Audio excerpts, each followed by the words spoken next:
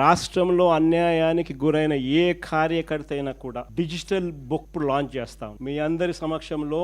రేపొద్దున రాష్ట్రంలో ఎక్కడ ఎవరికి ఏ అన్యాయం ఇప్పటికే జరిగిన ఆ డిజిటల్ బుక్ ను వీళ్ళు దీన్ని ఉపయోగించుకుని రెండు రకాలుగా ఈ డిజిటల్ బుక్ పనిచేస్తుంది.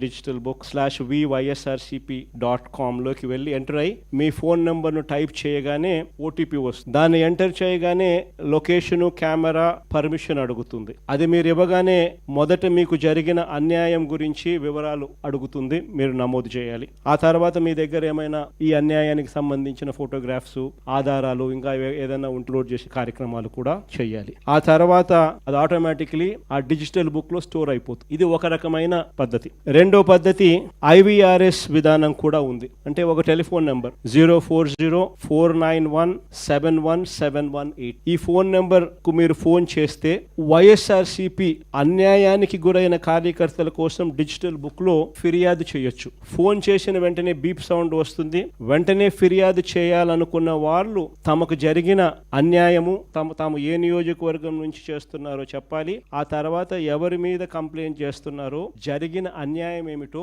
ఆ వివరాలు ఏమిటో కూడా చెప్పాలి. అలా చెప్పిన వెంటనే ఆ నెంబర్ కు కాల్ చేయగానే దశల వారీగా ఏం చేయాలనో గైడెన్స్ ఇస్తూ కంప్లీట్ చేస్తుంది ప్రాసెస్. ఇది అన్యాయానికి గురైన ప్రతి కార్యకర్తకు ఇది ఒక శ్రీరామ రక్ష. నేను ఈరోజు చెప్తా ఉన్నా, ఆ ప్రతి డేటా కూడా ఆ డిజిటల్ డైరీలో నమోదై ఉంటుంది. రేపు పొద్దున మనం అధికారంలోకి వచ్చిన తర్వాత ఈ డిజిటల్ డైరీలో నమోదు చేసిన ఈ కేసులను మీద ప్రత్యేకమైన బృందాలను పెడతాం. అన్యాయం చేసిన వాళ్ళను రిటైర్ అయిపోయి ఉన్నా కూడా, రాష్ట్రంలో వాళ్ళు లేకపోయినా కూడా, సప్త సముద్రాల అవతలున్న అందరినీ పిలిపిస్తాం, చట్టం ముందర నిలబెట్టించి శిక్ష పడేలా, అన్యాయానికి ఈ రోజు గురైన వ్యక్తికి సంతోషం కలిగించేలా ప్రతి అడుగు దీని ద్వారా పడు. ఖచ్చితంగా వీళ్ళేదో రెడ్ బుక్ అంటా ఉన్నారు. రేపు పొద్దున డిజిటల్ బుక్ ఎలా ఉంటుందో కూడా వీళ్ళందరికీ కూడా అర్థం కావాలి.